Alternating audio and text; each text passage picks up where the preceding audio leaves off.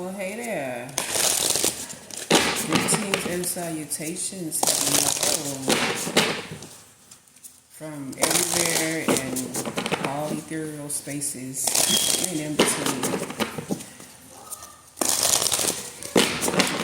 It's me. I don't really like doing introductions, but I will just go ahead and introduce myself for those that don't really be on my channel like that.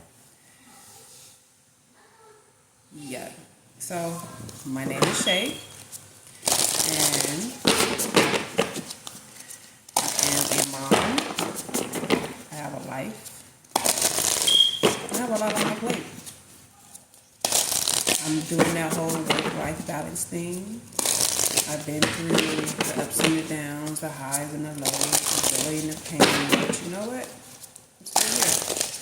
I'm still here, doing my part, serving, being the best friend, putting all that good energy to something positive, and doing my part to help uplift and heal the collective soul.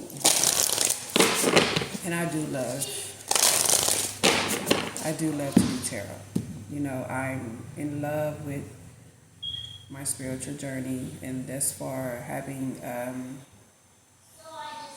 got my hands in my divination and my craft. I love it. I love it. I love doing readings for people. I love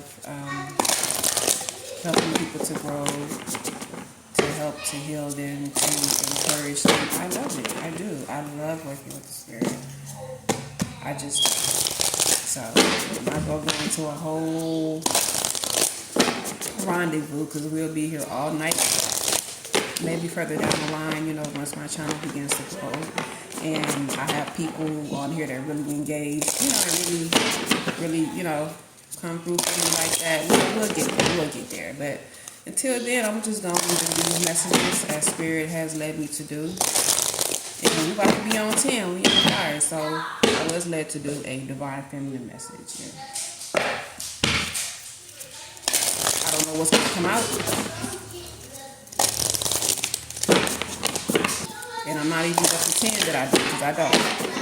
But anytime I'm led, my spirit is, you know, it's about to be on the practice. So without further ado, let's get to it. I keep hearing that song by Kendrick Lamar. Is it love? If I didn't ride blade on curve, would you still? A minute my net worth, would you still? Keep it 100, I'd rather you trust me than to. Keep it a whole 100, don't. I feel like nothing. Is it ready? Hold on. Say it again. Are you ready? Yes. Alright, those are my offspring coming in.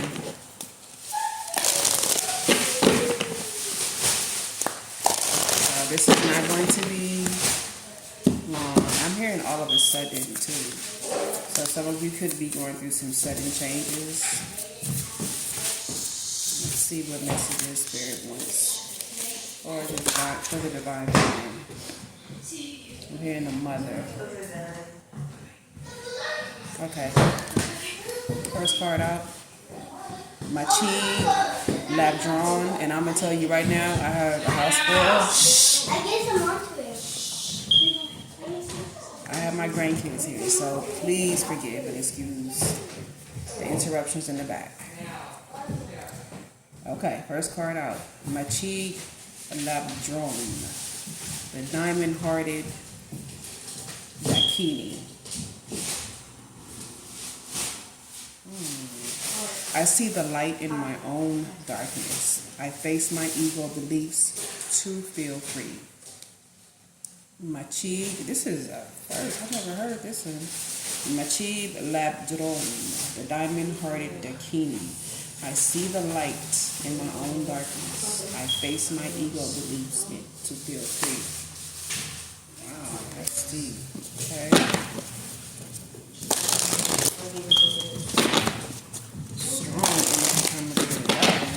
Have to pull the book out. Yes, I will be putting the book out to read. That might as well. Let's get it cracking. Let's see.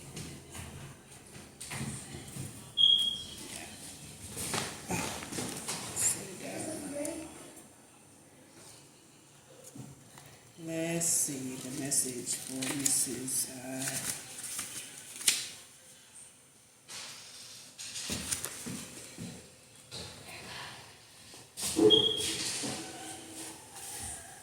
All right, who she is. She takes the dark and transmutes it into only more light. Wow.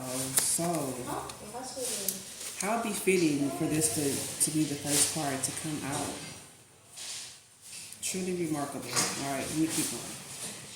Tibetan Buddhists believe that Yeshi Sogyal was reborn as Machig Labdrong, and that both were incarnations of the female Buddha. Vajayri, okay. These words here, these Tibetan words, I'm going to try my best to pronounce them. If they are not right, please forgive. Don't judge, okay? Vajayri, okay, Buddha, what's that? Buddha, we're going to say Buddha Vajay. Vajrayogini. Or something like that, okay? So they say that she's supposed to be the female Buddha, that person. Machig's mother had an auspicious dream right before giving birth. 7 dakinis poured water over her body, blessing her, purifying her, and prophetically relating that this little baby girl would also be a dakini. As a young woman, Machig made a living by reading the Prana Paramita Sutra, or the Heart Sutra. Oh, that's why. Which is the most wisdom text in Mahayana Buddhism. People considered it a great blessing to have it read in their homes. After leaving a monastic order, Machig married and lived what is referred to as the red and white essence of mystical union. She practiced tantric union with her husband while raising a family together. Her son became one of the greatest successors.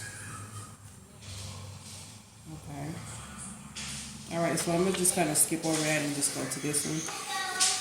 When your soul selects her card, from Machig's perspective as an enlightened female, so my divine feminines who are enlightened, who operate in duality from the light and the dark.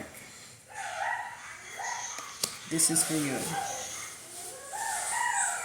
From Machig's perspective, as an enlightened female, she knew that the difference between a god and a demon had to do with our reaction to them. Those who cause us pain, she explained, also teach us patience, whereas those who bring gifts can distract us from our spiritual paths. No one and no single situation has the power to derail us.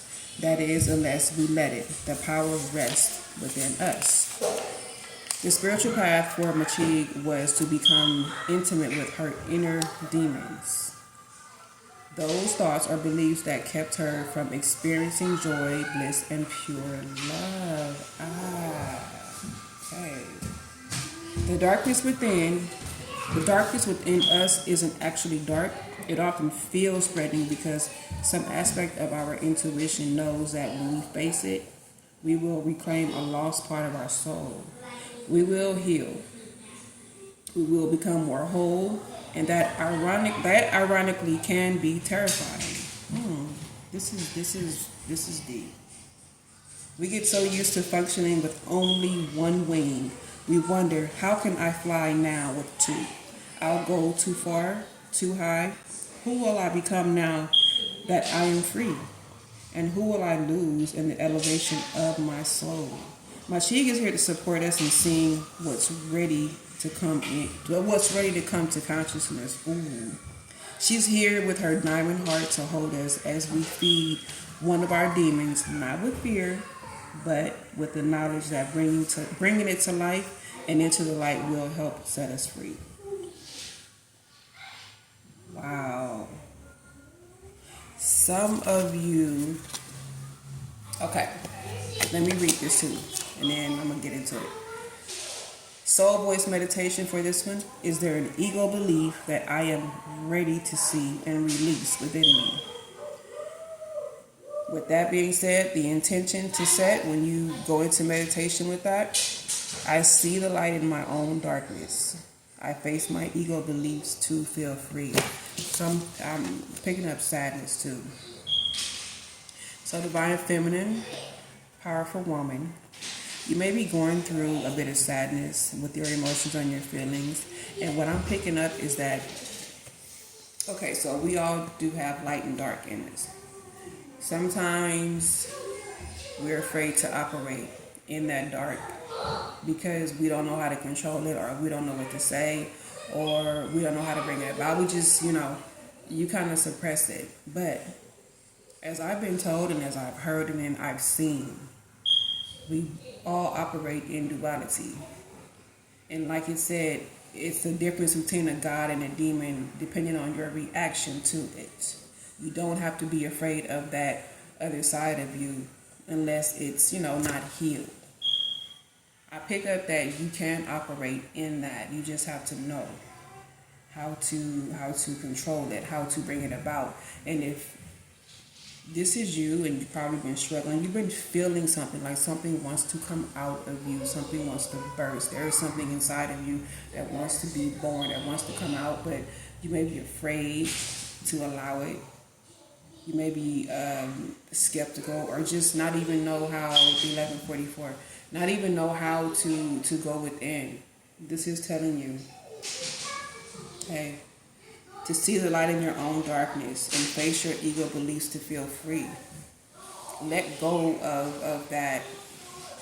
I'm going to tell you, for me, I understand this because there's something in me that's been wanting to come out for so long, but I suppress it because I thought it was dark. I thought it was wrong, but it's not. It's not. And I can tell you, like, it feels like right now I'm operating from that, but I had to reach a certain, I would say I had to master something within myself in order to be able to, it feels free, it feels light, and it feels right to me. And if there's something that just happened, like a shift happened, like I healed something, I did something, I'm telling you, and I stayed on that path and I kept going. Right. I kept going. And so should you. I hope that helps, okay? Let's get back to some more. This is 12 minutes in. Wow. Also believe in yourself too. Believe in your truth. Stand tall on who you are. The diamond hearted to king. I'm gonna have to look that up some more.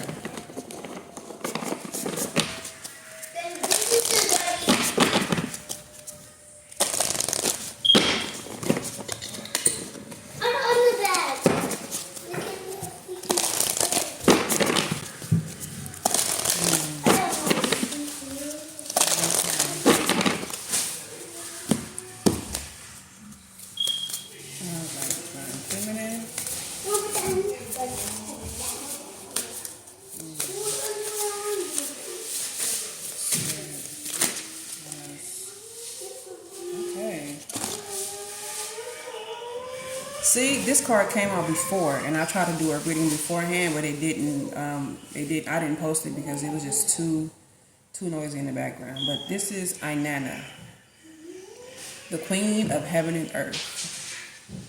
I have nothing to hide. I see and accept all that I am. Okay. Hestia, the goddess of sanctuary. No matter where I am home. The most sacred sanctuary is found within me. Okay.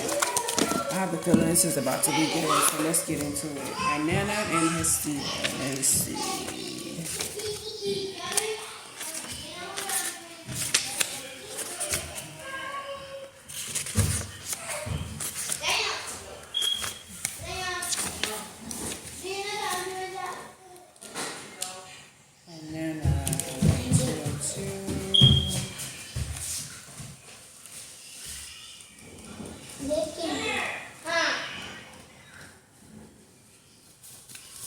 All Inanna, the queen of heaven and earth. I have nothing to hide. I have nothing to hide.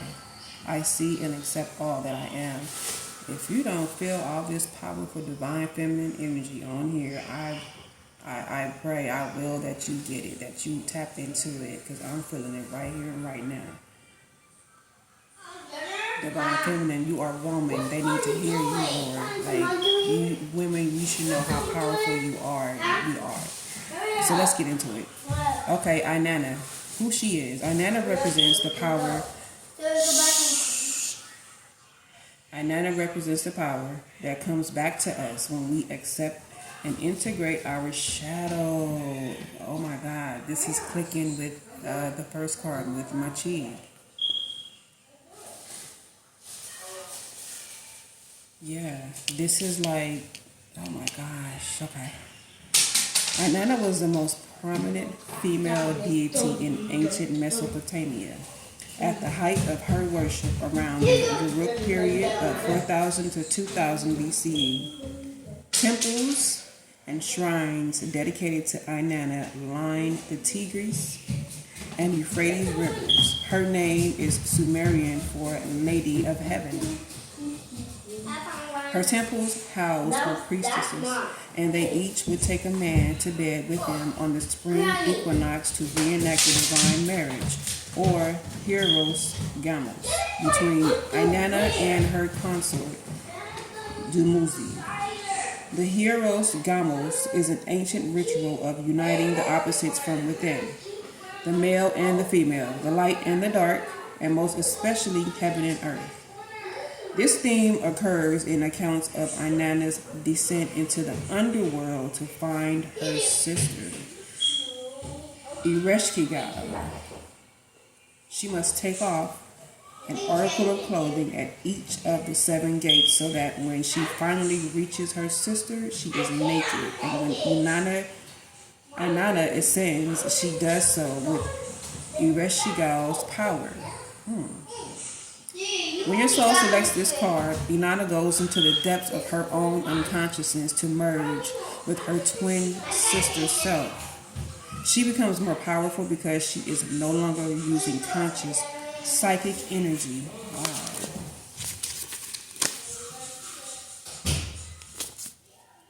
Hold on. She becomes powerful because she is no longer using conscious psychic energy to keep her shadow or negative attributes hidden deep underground. See, this is going in line with Miss Majid here. It's like that, like operating in the light and the dark, like not being afraid to operate in your shadow self, but it has more of a healed tone to it. Like, it's okay for you to dive into that divine feminine, because you have to know how to operate in polarity, in the light and the dark. And in your darkness, there is light. This is beautiful. Where was I? She courageously descends and faces the aspects of herself, see, that are hard to get to when she's fully dressed or cloaked heavily in the ego. Wow. Inanna is an invitation to get naked. Not literally, you know what I mean? But, you know. She wants us to drop our defenses. She wants us to see how holy and sacred it is to be vulnerable. As above, so below. This is an alchemical adage that suggests heaven and earth are not so separate. It suggests that within us, deep down the dark cages where we place parts of ourselves, the truth that exists there also exists right here on the surface of our everyday lives. So, if we are exerting great amounts of energy to keep from seeing our shadow, it is actually playing a large role in our conscious life. Wow. Just think that you work so hard to like keep that shadow back, but it's actually working for you. Like, it can actually work for you. And it goes to how can I explain this? Like, it's like operating in a new consciousness as well. like a different part of the world, like where you'll actually be seen for who you are, and people aren't going to resonate with you at all because you're going to be on such a high ascend that you won't even be recognizable. Like, it's a child. Okay. Where were we? When we can face what we think is dark or negative about us, really embrace it and see it for what it is, a beautiful broken place that's a call for love. Then we can emerge more whole. We can marry the light and dark aspects of our being, and in uniting with our twin sister from the depths, we can stop projecting her onto other women. Okay. We can see and own the hot mess we often are and not get sabotaged by it. The light must cast a shadow. And the high priestess is the one who gets called to love them both. I hear that song. Is it by Brownstone? So act. How does it go? So act like you're mine in the light and the dawn. If you love me, say it. If you trust me. I know I can't sing, bear with me, but wow, this is so pivotal. It's like accepting both parts of you and who you are and not being afraid or ashamed of your dark side and how there's light in it. Accepting all of you and just integrating that. It pretty much self-acceptance, Take accountability for yourself first. What is yours? Guys, what's on your hands? So when you do the meditation for this, it's called, the soul voice meditation is, can I love my shadow as much as my light? How about that? Can I love my shadow as much as my light? And we are, on this journey, we have been told and taught to stay in our shadow self and stay in our light and operate out of our light selves. That it's kind of like you've neglected the shadow, but at the same time, you've been told to heal and work on your shadow. But they don't really go into depth about it. But here, once you integrate them both and accept yourself, it's like I accept that challenge. You no longer become a prisoner to your own soul, into that realm. You're like a free being. It's like, hey, you know what? I have issues with this. I'm not perfect, but I recognize it. And I know that I don't want to see that in another woman. So let me just get my shit together. Let me accept myself and not prey on other women according to how small, I may feel or how small I want to make them feel. Let me just not make them my enemy. Let me just work on myself and see why I feel that way. And let's move to the next one. Before we move on, and the attention with Inanna, I have nothing to hide. I see and accept all that I am. So be fierce, be feminine, be wise, be open, be bold, be free. She ain't got nothing to hide. She sees and accepts all that she is. There's nothing that nobody can tell you about yourself because you are you. They can't put a you on you. It's your story, your life. You wrote it, you live it. You're divine. And the last one is Hestia. Let's see. Hestia. 8.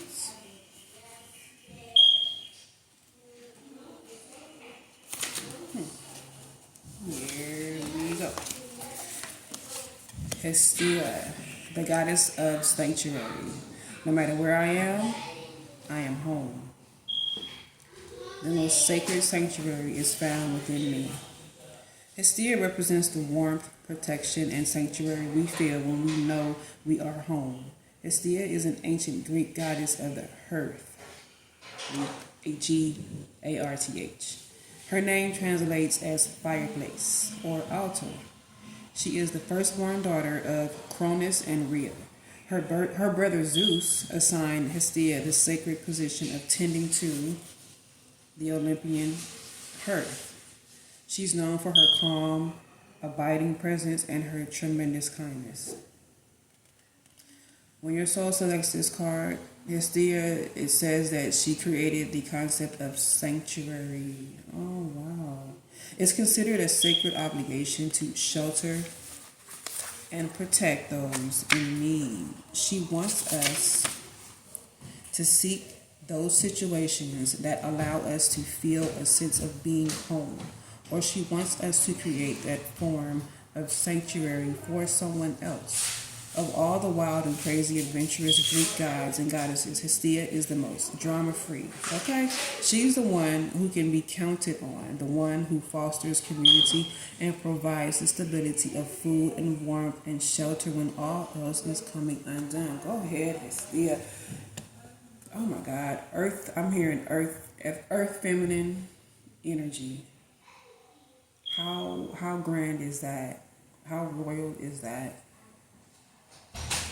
Who does this remind you of in your life? Is this you? Do you embody this? Let's move on. Excuse me. She's your grandmother goddess. She's the energy that whispers for you to just get cozy. Hestia wants you to be 1,000 leagues easier on yourself. Put a blanket over your body, curl up with hot tea, sit before the fire of all that you've accomplished, and give your mind a break from all that you ask of yourself. You know what? Confirmation from above, and I receive it. As women, we do so much. We are mothers, we are grandmothers, we are our sisters, daughters, wives. We wear many hats. We do it all. Not only that, we are also there not only for our families, but for our communities as well. If this isn't a confirmation for you to just embody that within yourself, even if you already do it, because I know at the end of the day, we're taking hot baths and sitting beside a cozy warm fireplace having tea. It's like when you get that moment, that intuitive nudge just to want to cozy up by yourself, or even with a loved one. It doesn't even matter, but invest in yourself in this way. Make your sanctuary, whatever that is for you, is home within. It comes from within yourself. Start there. Where was I? Okay, last one. Hestia wants you to let kindness prevail in your thoughts. She wants you to light a small fire in the center of yourself and feel safe in calling your body home. Wow. When you can embody this, when you can call your own body home, when you can feel like a sanctuary within yourself, girl, you done made it. Go ahead with your bad self. Let me finish.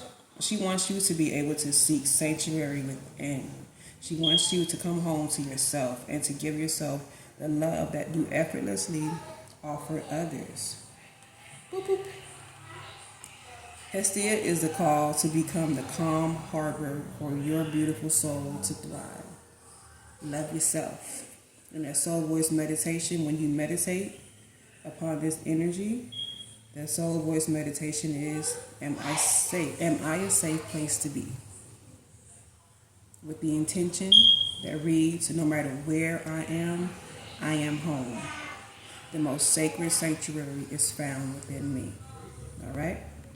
Divine Feminine, this has been your reading. I hope this helps and it resonates. Peace and blessings, and I will see you later.